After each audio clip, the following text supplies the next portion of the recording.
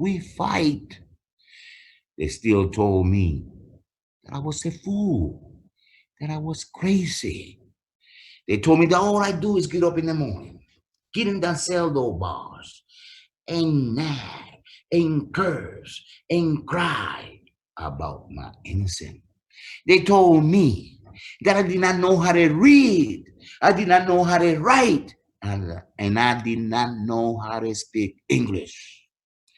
Then they told me the most beautiful thing I could hear that time. They told me they can teach me. The worst of the worst, the most indesirable and hated people in this nation. They wanted some prosecutors called monsters. Taught this Puerto Rican how to write, how to read, and how to speak English. If they would never taught me, I could never survive that place. I could not be able to talk to my better to my lawyers. I could not be able to reply the letters that so many pen pals wrote me. Some of them from that great city of San Diego, California, that show me so much love, so much compassion, that make me feel like a human being. And today, I will not be able to share to all these listeners this sad story. I spent 17 years, 8 months, and 1 day in Florida death row for a crime I did not commit. After 10 years, I was tired of it. I went out of there. But the only way out is to commit suicide. And believe me, lots of my friends committed suicide. And I'm going to tell you how to do it. They got what they call a runner. A runner is an inmate that's doing time in prison population. He's not sentenced to death. And they give this inmate at a prison population so he can do the work in the death row place. You see, the correction officers, they don't do nothing. All they do is watch you. And some of them will give you a hard time if they can. This this inmate, this runner that's not sentenced to death, he is the one that supplies us with the food, the toothpaste, the toothbrush, the mop and the broom so you can clean yourself. He also can supply you with a tool that you can take your life with, and he knows it. All you got to do is give him 4 post stamp or a pack of cigarette rolling paper tobacco, the cheap kind, and he will give you this tool. Perhaps he do it because these items that I just mentioned are more important to him than your life. Or perhaps he do it because he call himself assisting you, helping you. He works there. He know that you want out of there. He know that their row is hell. The tool is real simple. It's a garbage plastic bag. The one you see in the garbage can, the strong kind. You give him 4 post stamps, and when the guard is looking, he will swing that bag inside your cell. You get that bag and you twist it all open. You make a rope. Then you put a noose in it. You put the noose in your neck and you tie the other part, the long part, in the cell door bars. You throw yourself down. You dead, but you free. That's what the demons used to tell me. Why? Why you got to go to all of this? You're supposed to be a Puerto Rican man, a real macho man. Don't satisfy them. Satisfy yourself. You say you didn't do it. You think they're gonna believe you? They're gonna kill you anyway. So grab that bag. And that thoughts stay in my mind. I never saw my friends kill themselves because I cannot see through the walls. But I always look when they will the body out.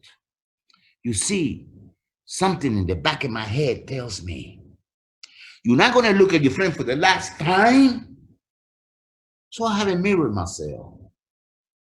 And I take it and I stretch my arms to the body with it. And I look. And this is what I see. I see a purple blue face that do not look like my friend. I get to see something else too. I get to see the noose in his neck because they never take it out, and that stay in my mind. So now I want to take this grip. You see, I'm tired of it. I want out of there. I'm depressed. So I tell the runner, give me that garbage bag. So when the guys went looking, I give him 4 stamps, and when the guys went looking, he swing that bag inside my cell. I took that bag and I twisted it open. I made a rope. Then I put a noose in it. Then I look at the rope and I look at my bunk and I say to myself, I better lay down and think about this a little bit more. So I lay down, and when I lay down, I fell in a deep sleep. And I start dreaming that I'm a little kid again. Do the things I used to do when I was a little kid. The things that make me happy. The things that make me smile. You see, I born in Brooklyn, New York, but I was raised in the island of Puerto Rico. They took me back when I was just a little kid. And when I get up in the morning and I look to the east side, it's a wonderful mountain. And if I walk 6 minutes toward the south, I find myself in the most beautiful beach in the world. It is to me. So here I am, dreaming that I'm swimming in the amazing Caribbean Sea. The water is warm. The sun is so bright. The sky is so blue. The palm trees look so good. It's a beautiful day. Then I get to see something that I never saw before. 4 dolphins coming my way. And they pass me. Then they turn around. And a pair got on one side. And a pair got on another side. And they start flipping and jumping like dolphins do. I'm having a ball in there. I'm so happy. Then I look to the shore. And it's a beautiful woman, beautiful lady, waving at me, throwing kisses at me. And she seems so happy. And I know why she's happy. She's happy because I'm happy. That's my dear mother. And then I wake up. When I wake up, the bones smell like a beach. So I take that rope that is made to take my life with. And I walk straight to the toilet with it. And I look at the toilet. And I look at the rope. And I say real loud, I don't want to die. And I flush it. But the true fact is, it was lots of beautiful dreams. Every time I got depressed. Every time I went out of there. Every time suicide thoughts came to my mind. Our creator God sent me a beautiful dream. And I was wise enough to grab all them dreams as a silent hope that one day I would be out of there. That I would be free. Like God was telling me, hey, I know you didn't do it, but I control the time. You get out. When I say you get out, you just got to trust me. When I analyze everything, I come to one conclusion. It took 17 years, 8 months, and 1 day to also change the man. The death penalty. The death penalty is a law made by human beings and carried out by human beings. We all know, we humans, we make mistakes. The death penalty is also a law that brings a lot of suffering, a lot of pain on both sides of the family. On the family victims of homicide and the family of the woman and man that's condemned to death. What family concerned, this is all I have. Mama and five aunts. I do not know how the aunts are in this generation. But in my generation, when I was growing up, if my aunt caught me doing something wrong, believe me, my friends, it's going to be a good ass whooping. And then I got to get on my knees and pray to God that she not tell mama. Because when she tell mama, it's going to be another good ass whooping. But when I was hungry, my aunts always fed me. When I needed clothes, my aunts always bought it for me. And in death row, they never forgot me. They wrote me lots of letters. They sent me lots of pictures, photos of the one that born and I never seen. And I saw all of them grow up to pictures. The love to keep the family together. And mama, I had to tell you, I believe she suffered more than anybody. She also wrote me lots of letters. Letters that gave me so much hope, that helped me keep the will to live. But it's one letter that I keep with me all the time. And when I'm down and out, sad and weak, I read it and it always boosts me up. And it go like this. She wrote and says, son, I just built an altar. In that altar, I put the statue of the Virgin of the Guadalupe in it. And I prayed 3 rosaries a day. And I called roses and I put it in it. And I'm thinking and I'm looking, searching for a miracle. And that miracle will come, son, because I know you are innocent. And God knows that you are innocent. But you got to put all your trust in God, and one day He will set you free. 17 years, 8 months, and one day that miracle came true. Thank you, God, but it took too long, God. And this I found out a week or so after I've been out. I went to my mama's room and I noticed that tears was running down her cheeks. And I said, Mama, what's wrong? And she said, son, in spite of all that faith and hope that I have in God and the vision of the Guadalupe, for all them years, for all them long years, I was saving money to bring your dead body back to the island of Puerto Rico and bury you if the state of Florida would have execute you. And no mother in this world should go to that pain. The conditions, oh, especially the medical conditions. Oh, you better not get sick in that road. You see, they love to use common sense, and the common sense is always against you. Why give you a person condemned to death the best medication when the government can sign you their warrant today and kill you tomorrow? Why waste the best medication in somebody that's condemned to death? In order for all you to understand or comprehend the condition and some of the type of people that work in these places, unfortunately, I had to share with all of you another sad story.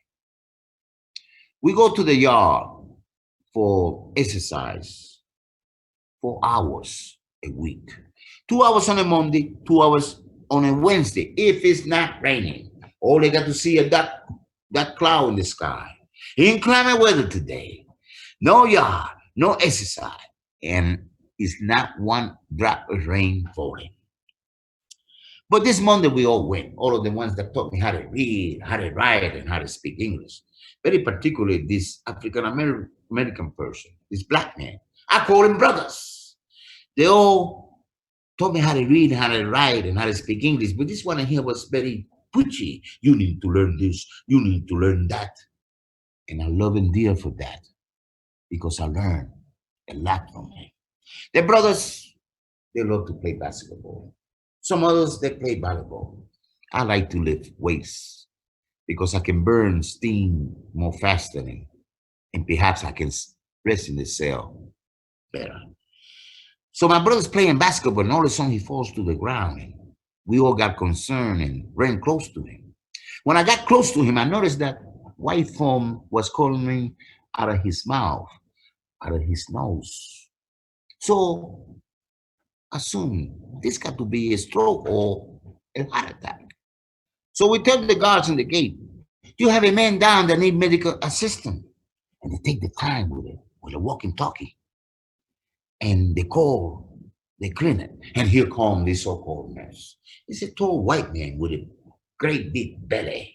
So they let him inside the gate and they told us in the yard to put our back to the fence. And from the gun towers, they point machine guns at us. And you better not move. They will shoot you. So now they laid in this so-called nurse inside the yard. And I noticed that he had no medical bag, but he had something. He had about a half a pound of chewing tobacco in his mouth. And you can see that black stuff that's running to the side. And every once in a while he spits. He is in the yard now, and he's a brother in the ground. So we tell him he's not breathing. He needs air. So the so-called nurse say, I had to go back to the clinic and get an accent down. So he walks real slow with his proud and arrogant self back to the clinic. He comes back walking real slow with his arrogant and proud self back to the yard. He bends down and put that accent tank in my friend's mouth. Then he gets up, the nurse, and we tell him he's still not breathing. He needs air. The nurse replied by saying, I got to go back to the clinic and get another accent tank. This one in here is not working. So we tell him, you don't have to. You can do CPR, mouth to mouth. But telling one of them to do mouth to mouth CPR to a brother in the ground, you're wasting your time. So the nurse looks up. Then the nurse looks down. And he made a racist statement using these three racist words. The M, the F, and the N. And I'm not putting my mouth in there. I said, you don't have to. I can do it. You just do the counting. And he agreed. I'm glad he agreed. I'm trying to save my friend's life. So I rushed down there and I took my t-shirt off and I wiped the white foam my friend had in his mouth and nose. And the so-called nurse, he started counting. 1, 2, 3. And I blow air. 1, 2, 3. And I blow air again. 1, 2, 3. And I blow air. And my friend opened his eyes. I see a sign of hope. He's going to live. But all of a sudden, his eyes rolled back. And he made an expression with his face and mouth that I can see it right now because he never left me. Then he breathed real hard and air came out. I believe that was his soul that left him because he died right in my arms. So now I'm angry and I want to do something to this so-called nurse that let my friend die in the yard like a dog. When I finish swinging at him, here come the rest of the condemned men to death. Snatch me out of that corner and snatch me out of there and throw me in the corner. And they say, Puerto Rican Johnny, don't get in no more trouble that you already are in. We got other ways to handle this. I still go to the hall to solitary confinement for 90 days for disrespecting for instigating a riot and disrespecting a member of the staff, whatever that means. But I learned a lesson. I learned that I had to sing and look and trust something more powerful than the system. And the only thing I could see that's more powerful than the system is our Creator, God. Some of them become Muslims, and they praise and they teach others. They praise Allah and they teach others how to read, how to write, how to speak English. Some of them become Buddhists. I don't know what they praise, but they teach others how to love, how to have compassion, how to find a way to forgive. Some of them become Christians. That's what I did. I had to go back to my roots and remember everything my mama taught me about Jesus Christ, Virgin Mary, and the Holy Ghost. The true fact is, he's Catholic to the bones. And and this and this is my personal opinion, and only mine. I believe we're serving the same God with different names. That all we got to do to go to heaven is make good choices in life, do good deeds, and we don't have no problems going to heaven. This friend of mine that the state of Florida let him die in the yard like a dog. 1 month after his death, he wins a new trial. By the state of Florida letting my friend die in the yard like a dog, the state of Florida denied my friend his right to prove his innocence. So all you know now about the suffering and pain of the death row prisoner and the suffering pain of his family. You know about a little about the condition, especially the medical condition and some of the type of people that work in these places. Let me tell you the worst. The worst is when they execute someone. You see, I'm in this cell. Next to me is another person condemned to death that I know for 10, 15 years, perhaps more. He cries in my shoulders. I cries in his. He shared with me his most deeper thoughts, and I share mine with him. I slowly learned to grow to love him. And then one day they snatch him out of that cell. And I know what's going to happen. They're going to kill him. In my time, it's the electric chair. And they got to generate the chair with electricity because it's 2010 volts that got to go through his body in order to get him killed. And I can hear this bossy sound. Uh, uh, that's still in my mind. I cannot stop it. And I know precisely the time when they burn the life out of him because the lights go off and on, and I cannot stop it. But the saddest part of it all is this. Some of them are innocent. Like Jesse Tefaro, Benny Dens, Leo Jones, Pedro Medina, and my homeboy from Puerto Rico that the state of Florida on a legal plea bargain offered him 5 years.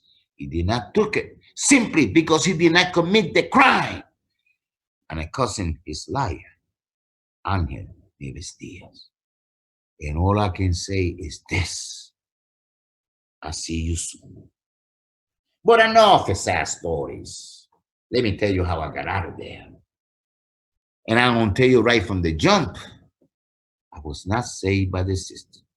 I was saved by the grace of God. Some lawyers would call it luck. I call it a miracle. So here comes my attorney with tears running down her cheeks. And she tells me, Juan, I cannot handle your case no more.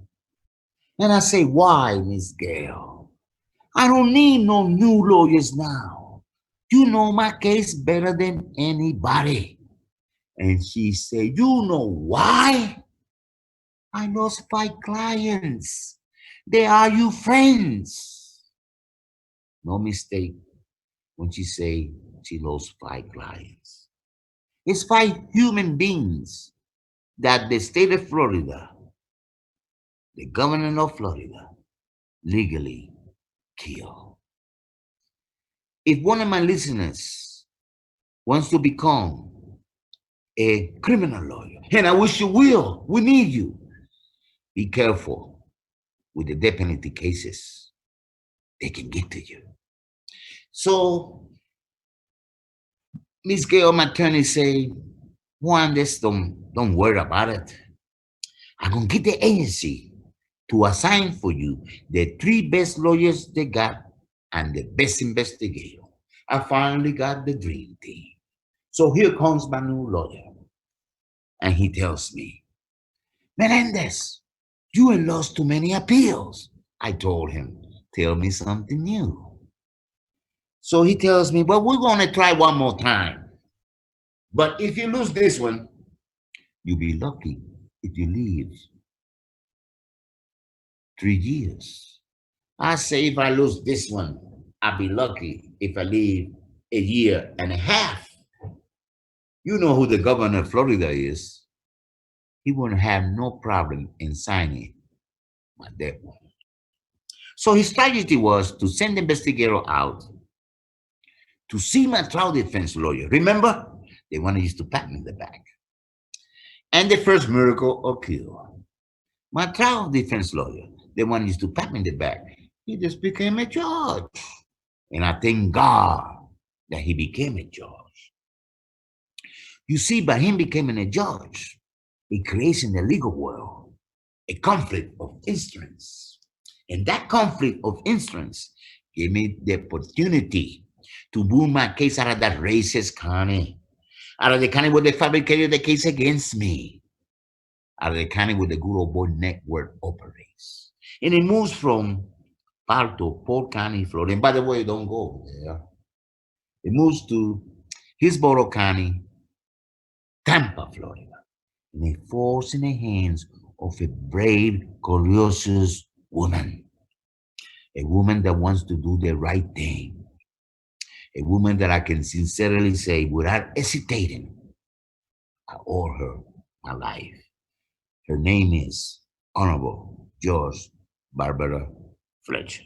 So going back to the story when my investigator going to see my trial defense lawyer, the one that used to pat me in the back and this became a judge, he tells her, I'm a judge now. I have a new office. But in the old office where I used to do my defense work, I think it's a box in there with the name Melendez on it. You can go over there and have it. So she rushed over there to that old office and found that box, took that box to her office and went inside there and dug out a tape cassette and she played it. Guess what? The confession of the real killer was in that tape cassette.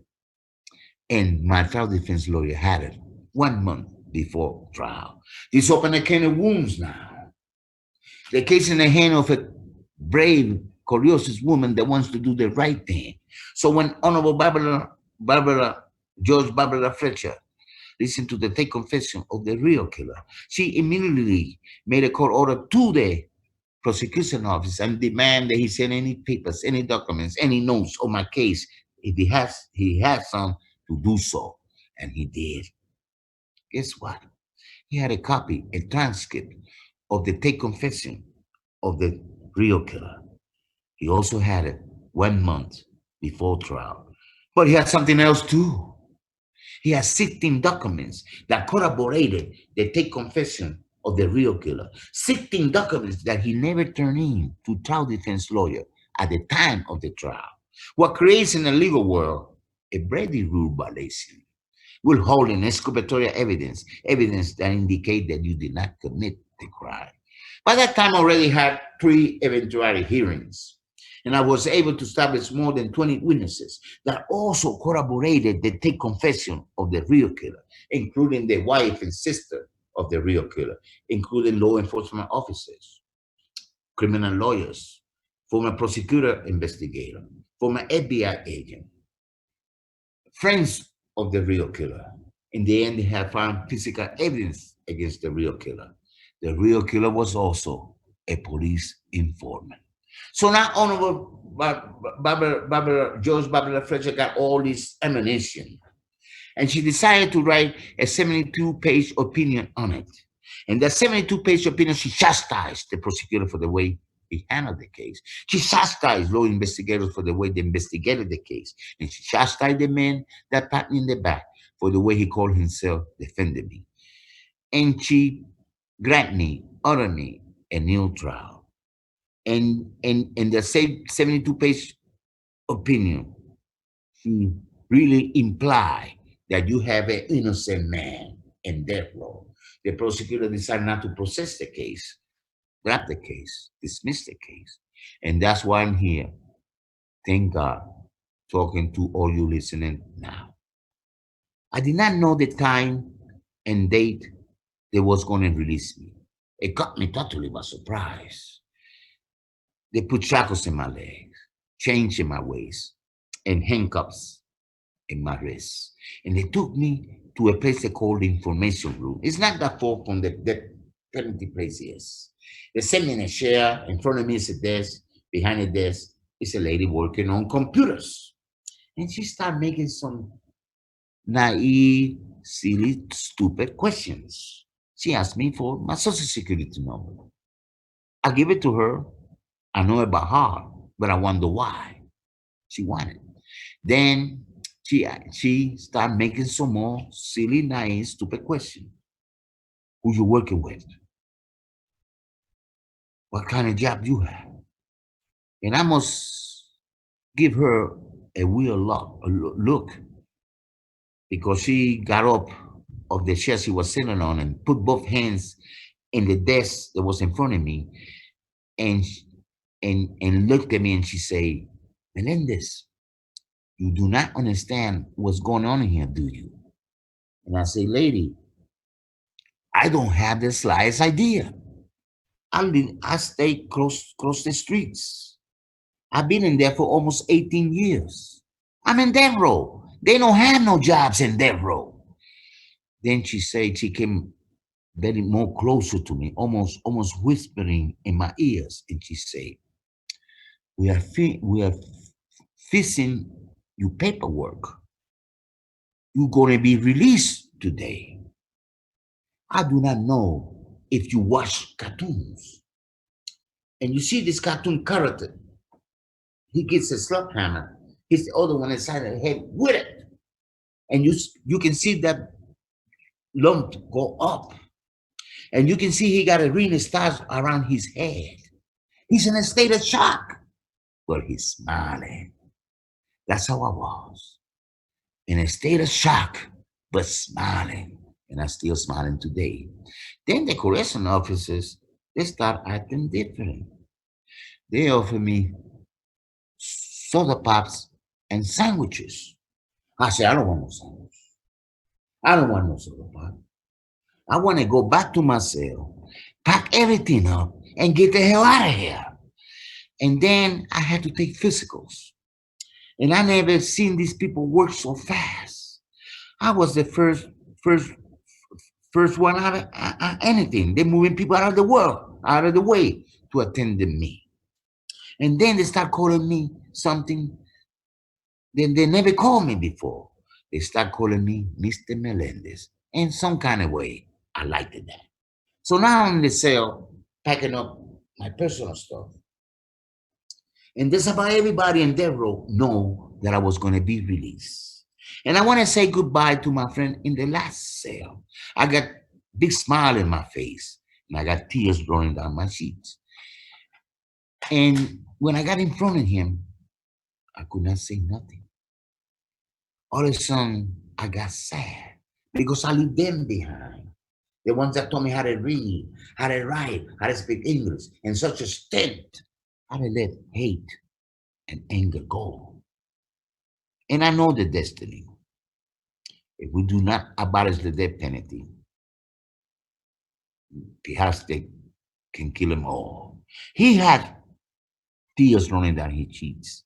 He had a smile on his face, but he was able to talk. And the first word that came out of his mouth was this. Don't get in no trouble there. Then he say, take care of yourself. Then he say, don't forget about us.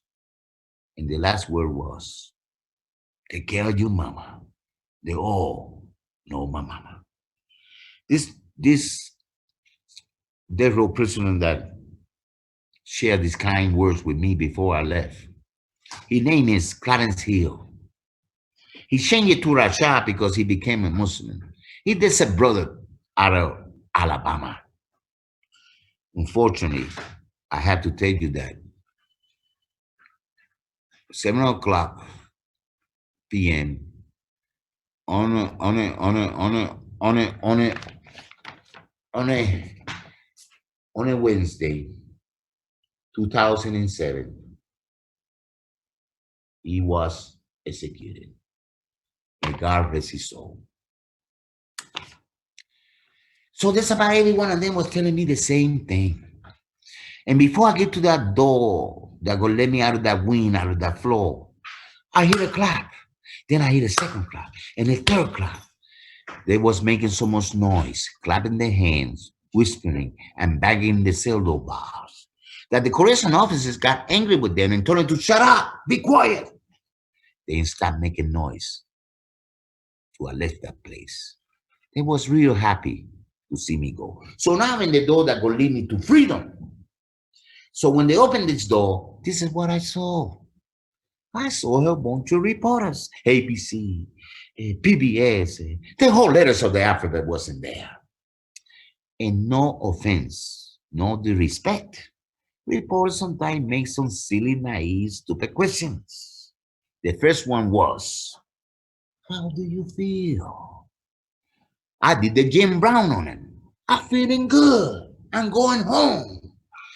Then come this female reporter with some more silly, naive, stupid questions. Where you going? What you want to see? What you want to do? I did not tell her that I want to go to Disney World.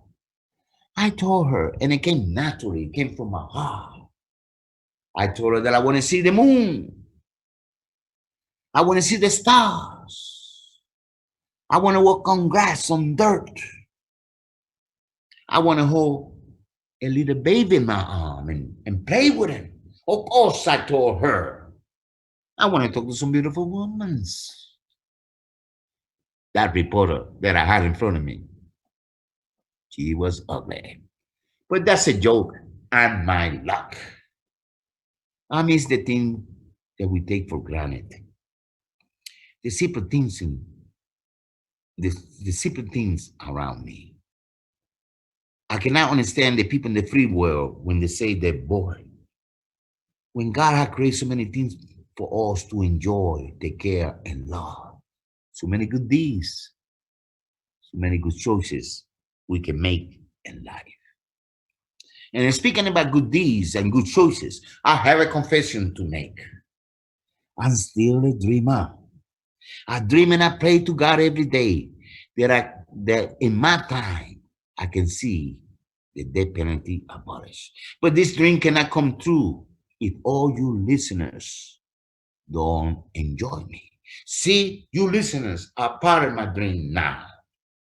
The problem with the death penalty is all about details. Education. People need to know that is racist. People need to know it do not deter crime. People need to know that it costs too much. People need to know that is cruel and unnecessary. We have alternatives. But the most important thing that people need to know is this. Alone at the great state of California have it. Any state, any nation, any country. It will always will be a risk to execute an innocent one. And we can always release an innocent man from prison. We don't have no problems with that. But we can never, and I repeat, we can never release an innocent man from the grave. And that's how we got rid of segregation. And that's like we got rid of slavery. White, black, brown, and Native American Indians together, we can get rid of the death penalty. So please join me in my dream And let's give this death penalty abolished. And let's get involved in any problem in our community. God bless you. Thank you for listening, and I love you all.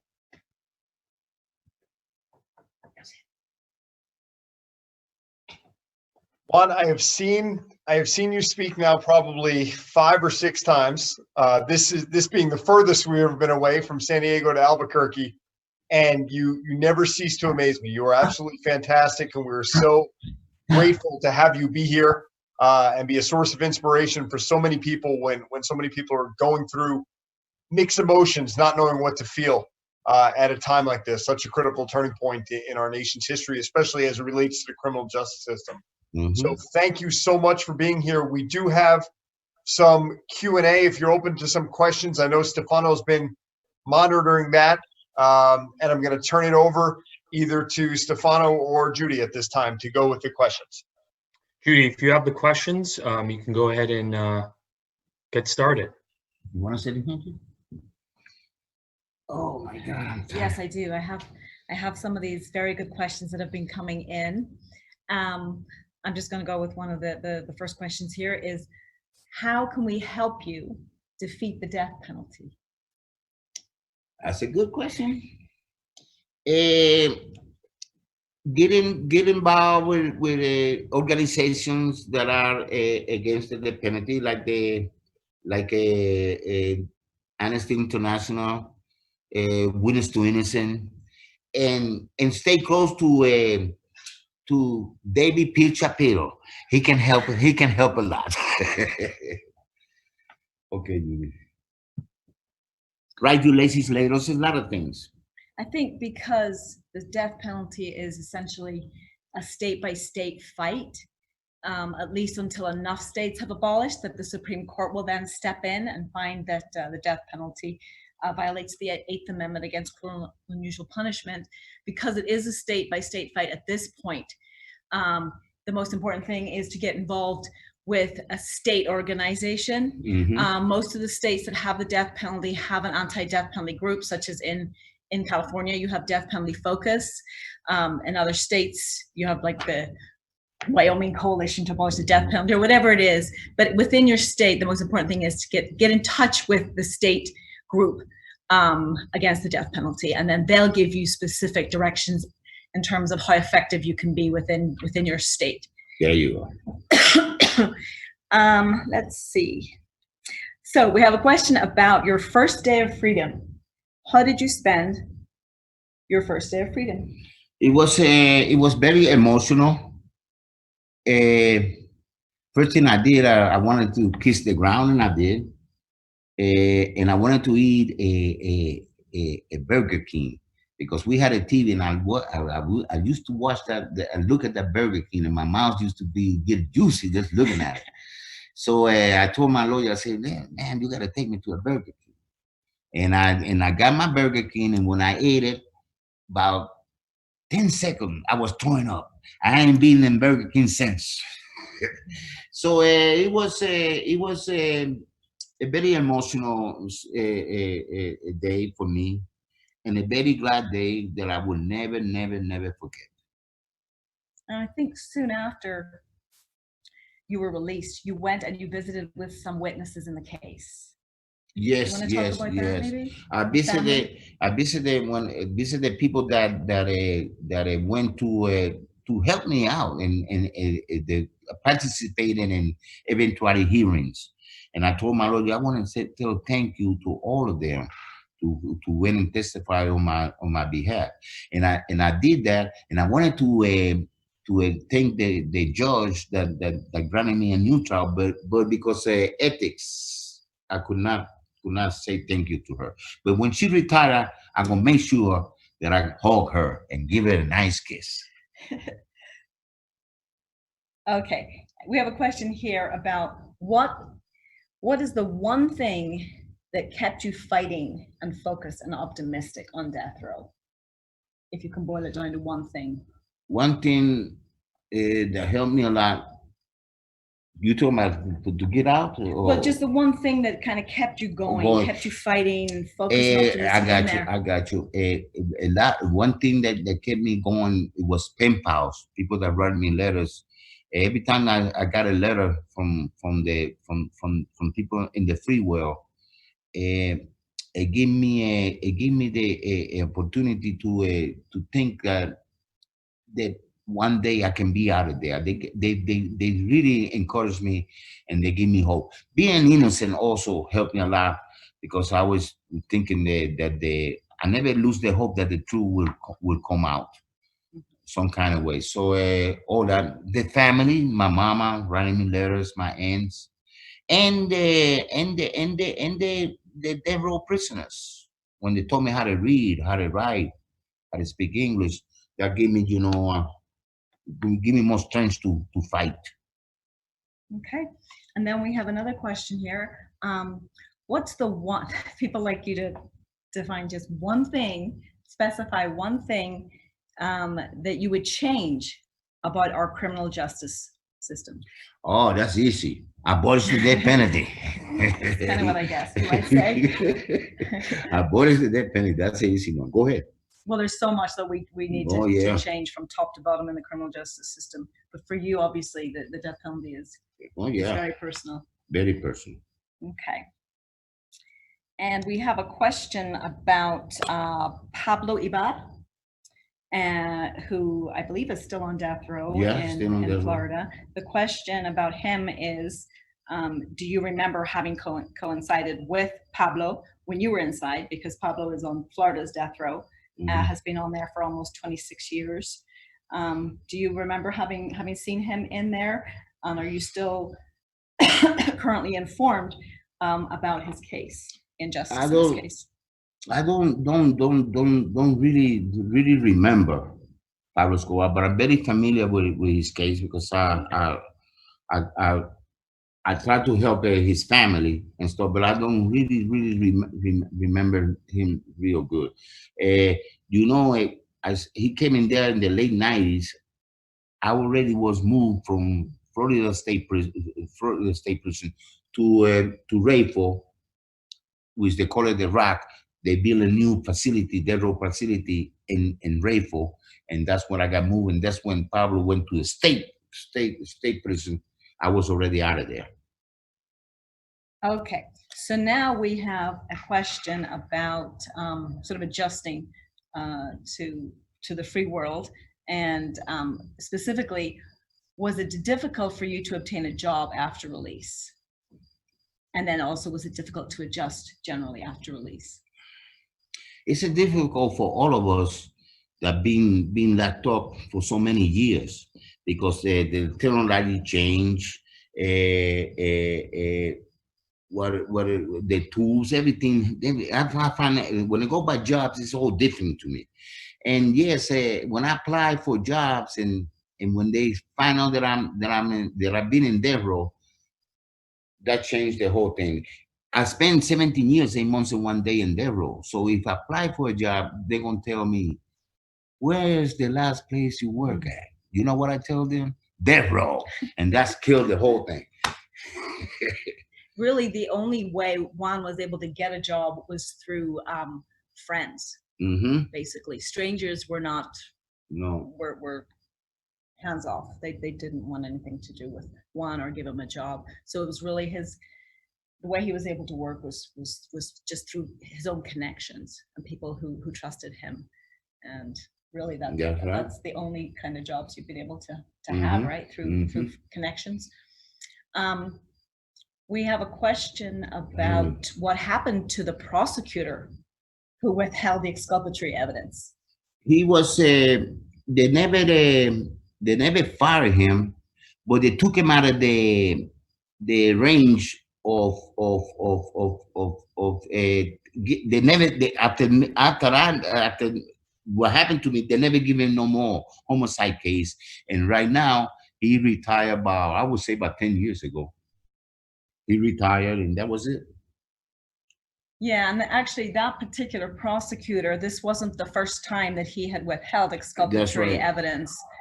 There was a federal judge, I believe, in Mr. Kelly's case, was it? Yeah, Mr. Kelly case. You got it. Had said that, had actually written in some kind of an opinion that Yeah, he that had a this habit. particular prosecutor, Hardy Ha- Pickard, had had a a habit habit. of withholding exculpatory evidence. So for him not to have been fired outright and to have suffered some other kind of more serious consequences is a real travesty. We cannot forget the immunity they have. I didn't take that away from them. Okay. We have a question about, hasn't Juan received payment for having been wrongfully convicted? The only thing they gave me was $100 and a pair of pants and a T-shirt. That was it. They never apologized, and that's what I really want. I want them to apologize. It's more important to me and apologize than the money, because if the prosecutor apologized and the people that was involved that did this to me apologize, they show me that they are human beings, and we can go together and try to abolish the death penalty. But the prosecutor never want to apologize. Yeah, and the issue of compensation is very arbitrary. It really depends on what state you were wrongfully convicted in. Unfortunately, Florida has a very, very narrow compensation statute, and it wasn't a statute that applied to Juan in his situation. I think that is all the questions. Those are all the questions we've received. Juan, I just want to tell you that I saw you first speak about 5 years ago, and it refueled my passion for criminal defense and for doing what I can to help protect our Constitution and make our system better. And I can't imagine how many hundreds of other people you've inspired, and how much better our criminal justice system has gotten thanks to the work and the inspiration that you provide. So thank you. Okay. And I know, I think David has a few remarks as well. Just in conclusion, obviously, we want to thank everybody for being a part of this under these unique circumstances to do this remotely. It's something, obviously, in a way where we could get people from around the country, even around the world, on these remote type of situations. So it's a positive, sort of turning a negative into a positive one. And we're glad that 14 years from when you and I first met, we've been able to come full circle. And what's crazy about that is 14 years ago seems like literally a lifetime. Yeah. And to know that you were on death row for almost 18 years, let alone, to be completely exonerated, 100% factually innocent, it just blows my mind to this day, 14 years later, knowing how wrong it was, and to see how positive you've been throughout it, and to echo what Stefano said, it's just fantastic. So we cannot thank you enough. We hope to have you on again, and when the timing is right to get you back out to San Diego, we'd love to have you out here, see you and Judy again in person. And again, thank you so much on behalf of everyone here. We have people from Tulane Law School, classmates of mine. We have our wives are on, the rest of our team, our other attorney here, our assistants, people through the substance abuse treatment community, through a program called Second Chance, talking about reentry services here for people being released from custody. Wide array of people that you've touched and you'll continue to touch for as long as you're doing this great work. So enjoy the rest of your evening. I know it's a little bit later there. And we hope to be in touch soon. Okay, thank you, and thank all of you, and let's keep on doing this good work. Absolutely. Everyone, you take care. Okay. Good night, everybody. Thank you. Good night.